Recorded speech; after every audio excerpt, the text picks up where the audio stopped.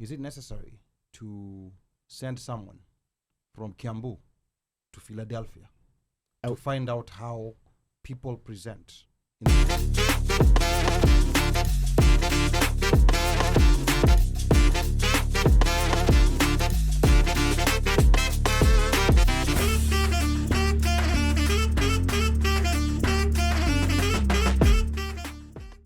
What you've been doing in the US since you came. So as you are marking the bench. Yeah. We are marking the bench. Yeah, as you're marking the bench. So that people, so that we can, like deconstruct and uncover this monster called benchmarking. Okay. There's other words that are used. Yes. Capacity building. Yes. Mainstreaming. Yes. There's a lot of English words that are used, but to a lot of Kenyans, this is excessive government wastage.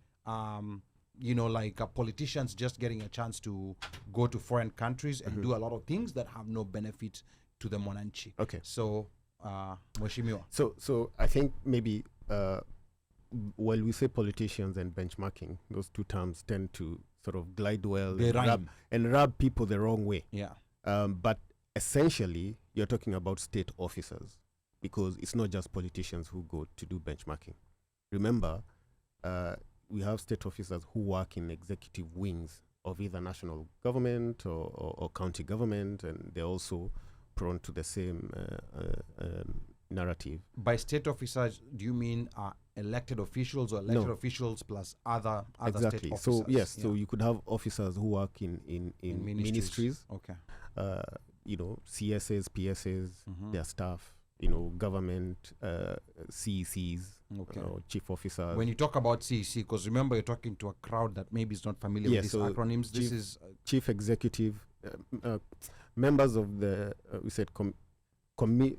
committee members of the executive. Okay. That's the equivalent of a minister. Of a county minister. Exactly. Okay. Yes. Okay, fair enough. So all state officers, including now MCAs, I think would have to answer this question. But for me, the exchange program, what I'm here for is an exchange program. Just to add one more terminology to the benchmarking. Okay. And why that is important is, first of all, the program I'm under is actually courtesy of County Assemblies Forum, which is a forum that brings together all county members under one umbrella, and they're the ones who lobby what we should participate in and what is not of value.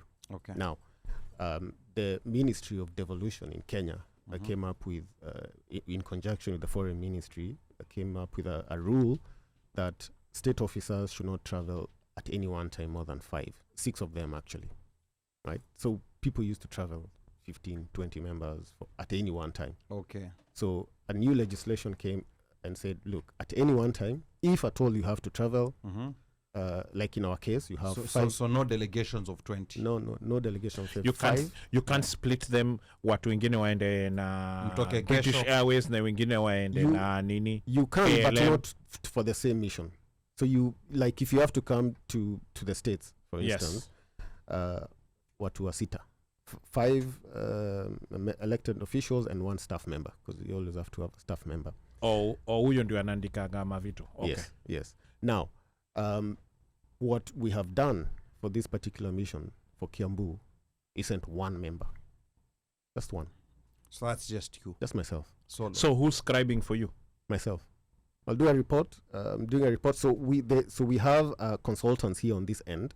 Okay. Who organizing the meetings, doing everything, and so they're the ones who are doing that part.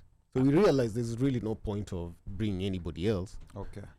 It's an exchange mission. Now, the part which we need to remember here, and I think we need to highlight, it's an exchange mission, which means the party, and just not to understand, we're here to visit Philadelphia's City Council.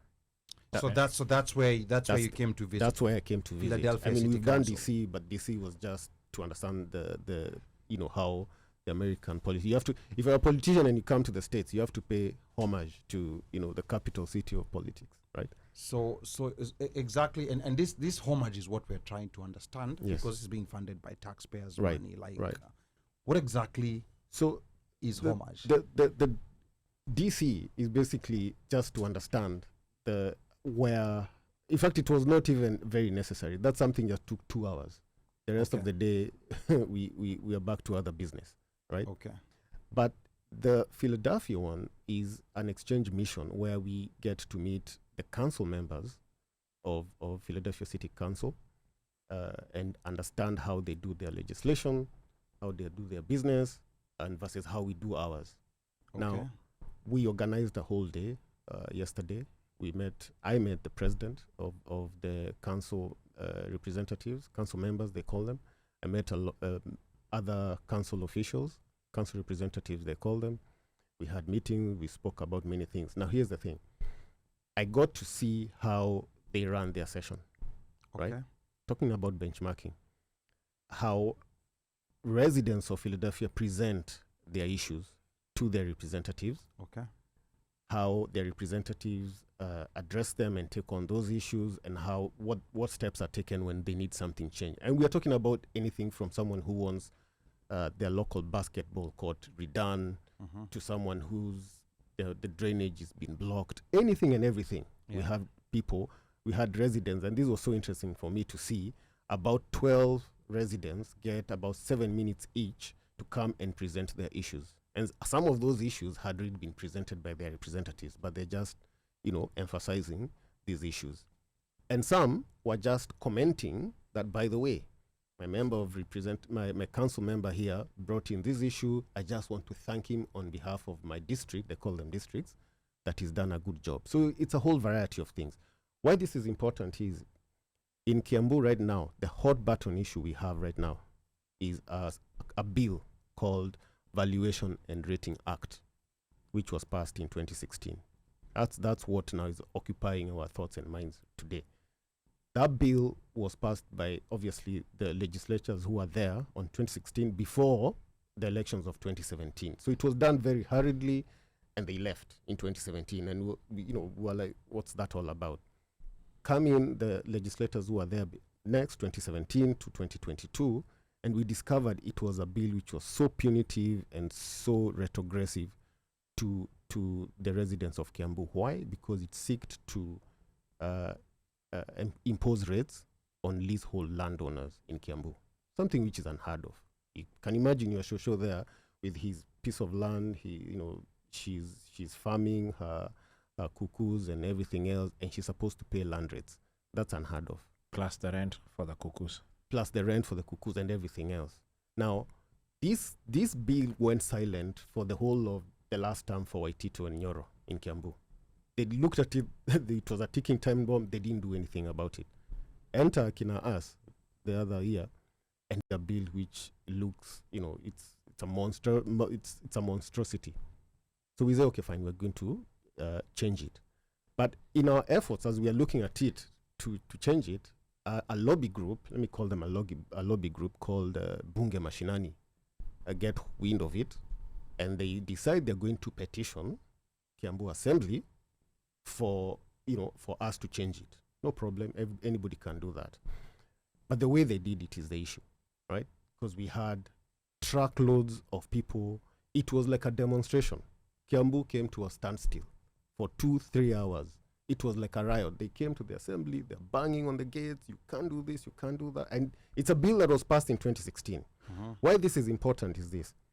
The manner in which petitions, or this particular petition was brought to our attention, we already knew about it anyway, but the manner in which a petition was brought to us, and I looked at how petitions or presentations are brought in this assembly, in the session in Philadelphia, is miles apart. Because somebody was asking me, why can't you have members of public come to the assembly of Kiambu and present petition? Like, actually, that's a good idea. We don't have an issue. But then, going by what we've seen so far, you would have almost riots every day because some people are generally very disruptive. So you would not even have sessions take off. So I was just juxtaposing how legislation is done in City Council of Philadelphia versus how we do it in Kiambu and presumably other counties. And it's a world of difference. I would love to have members of public come to the plenary in Kiambu and present petition. But that would be possible. It should be possible. Fair enough. Is it necessary to send someone from Kiambu to Philadelphia to find out how people present in the Philadelphia County Assembly? Because now I'm trying to think from the perspective of a regular constituent in Kiambu County. Yes. You know, like from me where I'm seated, yes. You know, I'll be honest with you. Yes. It just doesn't make sense. Yes. You know, like it doesn't make sense. And sometimes, yes, we say that people like complaining, but I'm just trying to think of, for example, like this example that you've given us. Is this something that really needs someone to be sent?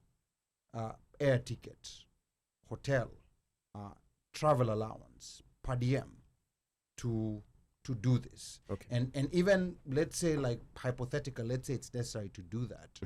Are we going to have a version of the Philadelphia County Assembly in Kiambu now based on the fact that you've come to Philadelphia? Yeah.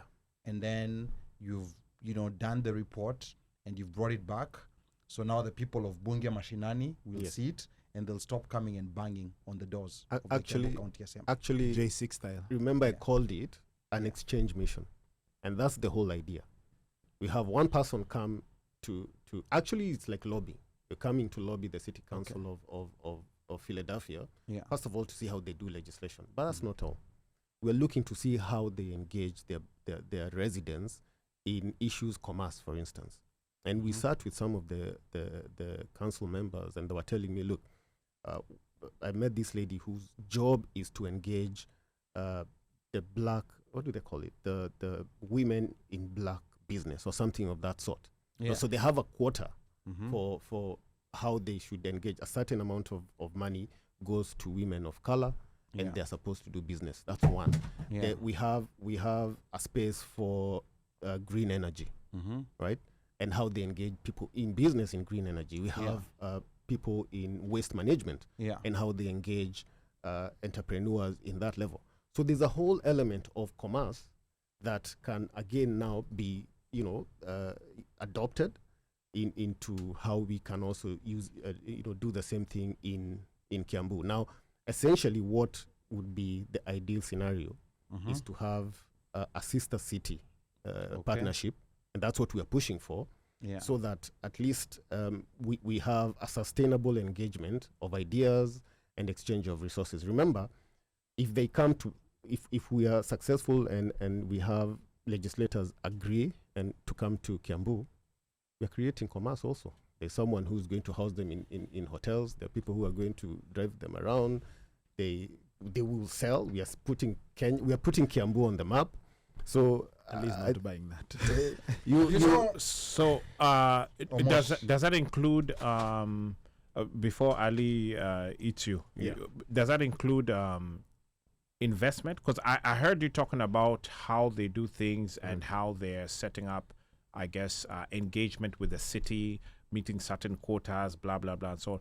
Is there, as part of this mission that you have, was investment also possibly like, okay, so we want to get, say, maybe not necessarily the city of Philadelphia investing in Kiambu, but business people in Philadelphia potentially who may have something, maybe some manufacturing or whatever, to come to Kiambu. And if that's the case, what type of, in this particular scenario, in your scenario, since you're the one who did it, what did you see that is possible that Kiambu could offer? Like, let's say, maybe kuna msea kona, I don't know, anafanya production, anafanya nini, viazi. Viazi zinachongwa huku steto. So we have already made viazi ziko hapo, so give them a factory, they come, they do that stuff there. Maybe it's brought over here on that flight here in New York, I don't know. So I'll give you the case of the one I spoke about for landfill. Right, we have a massive landfill in Thika. Right, if you go there, it's like a small town of waste, right? And the people I was talking to wanted to understand how we manage this waste and what we do with it. Because remember, there are people who use that waste for recycling and making products, and the people who make bricks, I think. Yes, exactly. I remember that the company. Exactly. That is something. In fact, in Philly, they can't get enough waste. It's like, look, it's there's waste, yes, but the kind of raw waste we're talking about is something that they can be compressed and used in manufacturing building material.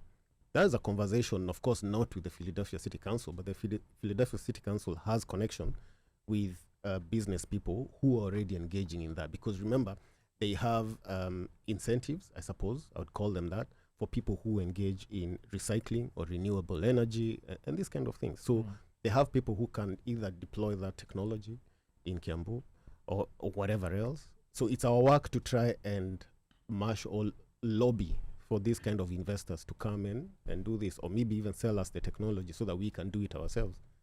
So does Kiambu have a chamber of commerce? Yes. Yes. So in fact, the chamber of commerce is in all counties. Okay. Yeah. Yeah. Now, just to